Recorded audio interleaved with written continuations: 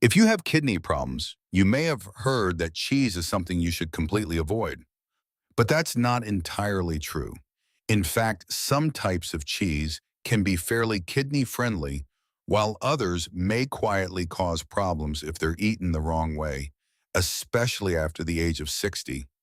And here's something that surprises a lot of people. When many of us walk into a grocery store and see dozens of different cheeses on the shelf, we often have no idea which ones are the better choices. Which one can I eat? Which one could make my kidneys worse? The truth is, not all cheese is bad for your kidneys. Some types can actually fit into a kidney-conscious diet when eaten in the right amount. But others may quietly put extra stress on your kidneys if you're not careful, especially as we get older. In today's video, we're going to walk through 5 common types of cheese, ranked from the ones you should be most careful with to the ones that may be a bit more kidney friendly. And near the end of this video, we'll also talk about a very common mistake people make when eating cheese. Something that more than 90% of people do without realizing it, and it can make your kidneys work much harder. So make sure you stay with us until the end, because the last type of cheese on today's list might really surprise you.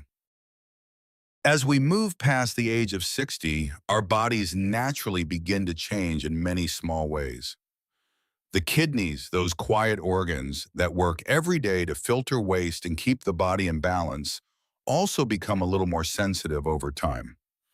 Because of this, they may not remove excess minerals as efficiently as they once did, especially sodium, which is salt, and phosphorus. When too much of these minerals builds up in the body, it can contribute to several issues that many older adults are familiar with.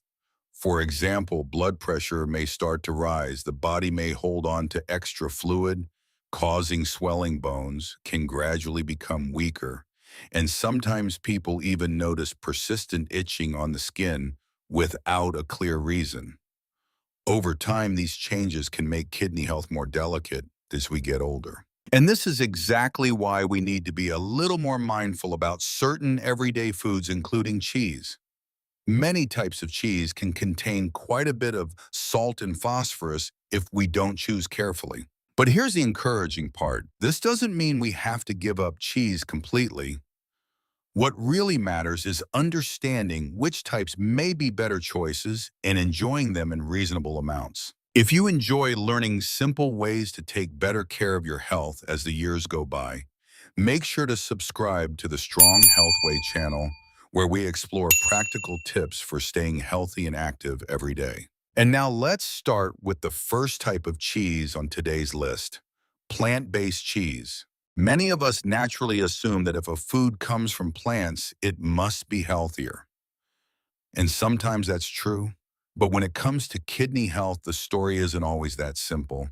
Plant-based cheese is often made from ingredients like cashews, almonds, starches, or sometimes coconut oil. On the surface, that sounds very natural and healthy. But to make these products taste and feel like traditional cheese, many manufacturers add quite a bit of salt. And as we know, when salt levels are high, the kidneys have to work harder to process it. Some plant-based cheeses also rely heavily on coconut oil, which can be high in saturated fat. When consumed frequently, that may affect cholesterol levels. In addition, certain products may contain processed ingredients like additives, starches, or phosphate additives, things that the body, especially the kidneys, doesn't always handle easily. Now, this doesn't mean you have to avoid plant-based cheese completely, but if you follow a vegan or dairy-free diet, it's a good idea to take a moment to read the nutrition label. Products that contain less salt, fewer ingredients, and no phosphate additives are usually the gentler choice for the body. With just a little attention when choosing what we buy, we can still enjoy the foods we like while taking better care of our health. Next, let's talk about a type of cheese that many people truly love, but one that may not be the most kidney-friendly choice, and that is hard cheese. If you've ever enjoyed a slice of cheddar in a sandwich, or sprinkled a little Parmesan over a plate of pasta, then you probably know the rich, bold flavor these cheeses bring to a meal. Cheeses like cheddar, Gouda Parmesan, Swiss and blue cheese are all part of this hard cheese family, and they're very common in everyday cooking. But here's something many people don't realize. To develop that strong flavor and firm texture, these cheeses usually go through a long aging process. And during that time, the levels of salt and phosphorus tend to become higher. When the body, especially after the age of 60, has to deal with too much phosphorus, it may contribute to issues like weaker bones over time, joint discomfort, or even occasional itchy skin without a clear cause. The higher salt content can also make blood pressure a little harder to manage. That said, this doesn't mean you have to say goodbye to hard cheese forever. Enjoying a thin slice once in a while or a small sprinkle on a dish can still add great flavor without putting too much extra pressure on the body. Now let's move on to the third type of cheese on today's list, a group that many of us see quite often in everyday meals. This is semi-soft cheese. You've probably seen or even enjoyed cheeses like mozzarella feta, goat cheese, or halloumi. These cheeses usually have a texture that's somewhere in the middle, not too firm, but not too soft either. That's what makes them so versatile. They're easy to add to many different dishes, from fresh salads and sandwiches to light-baked meals. Among these options, mozzarella is often considered a gentler choice for the body, especially if we're trying to be mindful about kidney health. One reason is that mozzarella tends to contain less salt than some other cheeses in the same category. Because of that, it's often included in many balanced and heart-healthy diets. But it's also important to remember that not all semi-soft cheeses are the same. Cheeses like feta or halloumi are often stored in brine, which means their sodium levels can be quite high. The good news is that nutrition experts often share a simple trick. If you quickly rinse feta under running water before eating it, you can remove some of the salt sitting on the surface. And no matter which cheese we choose, there's one simple rule that really makes a difference. Portion size matters. When we enjoy cheese in moderation and choose carefully, we can still savor the flavors we love while taking good care of our health. Next on today's list is a type of cheese that many nutrition experts often mention when talking about healthy eating for older adults, and that is goat cheese. Some of you may have already tried it and noticed that the flavor is a little different from cheese made with cow's milk. But interestingly, that difference is exactly what can make it appealing for many people after the age of 60. One reason is that the protein structure in goat's milk is often easier to digest. Because of that, many older adults say they feel lighter and experience less bloating after eating goat cheese compared to some other cheeses.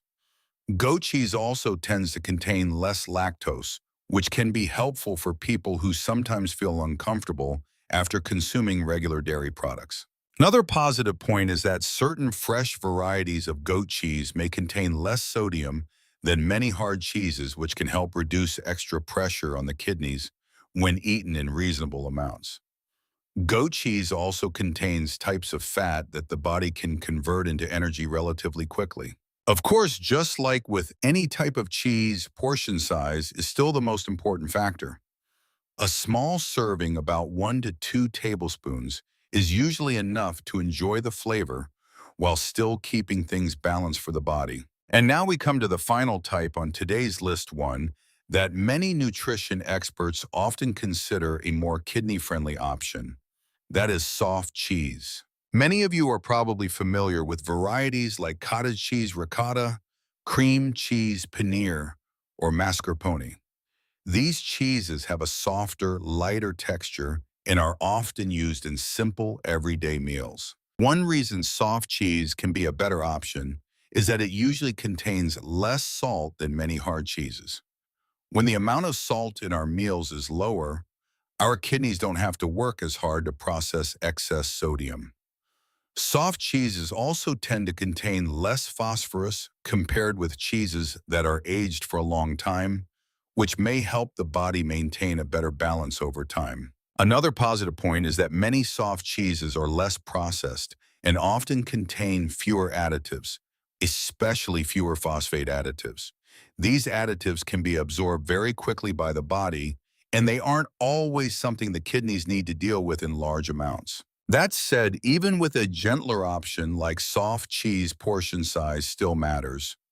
A small serving, about 2 tablespoons, can add a little protein and flavor to your meal while still keeping things balanced and easy on the body. Before we wrap up today's video, there's one important thing that many people don't really notice when eating cheese. And it's also a very common mistake. The issue isn't always the cheese itself. It's how we combine cheese with other foods in the same meal. In many meals, cheese is often eaten together with foods that already contain quite a bit of salt, such as processed white bread, deli meats, sausages, canned foods, or salty sauces. When these foods are combined on the same plate, the total amount of sodium in that meal can increase very quickly, sometimes without us even realizing it. Over time, too much salt like this may make the body hold on to more fluid, make blood pressure harder to control, and cause the kidneys to work harder to process the excess sodium. That's why many nutrition experts often remind us that it's not only what we eat, but also how we combine foods in a meal that really matters. If you'd like to enjoy cheese in a way that feels a little gentler on the body, you might try pairing it with simple foods like fresh vegetables, salads, whole grain bread, or other low-salt dishes. Another helpful guideline is to keep portions moderate and avoid eating it too often.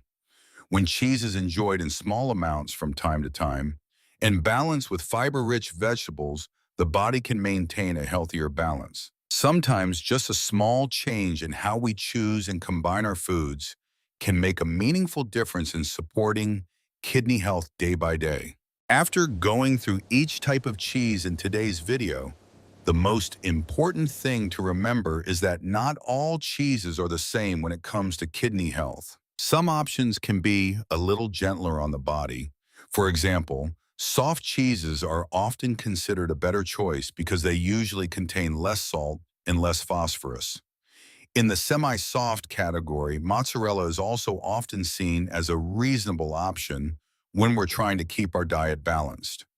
On the other hand, hard cheeses with their rich and strong flavor are usually best enjoyed in small amounts and not too often.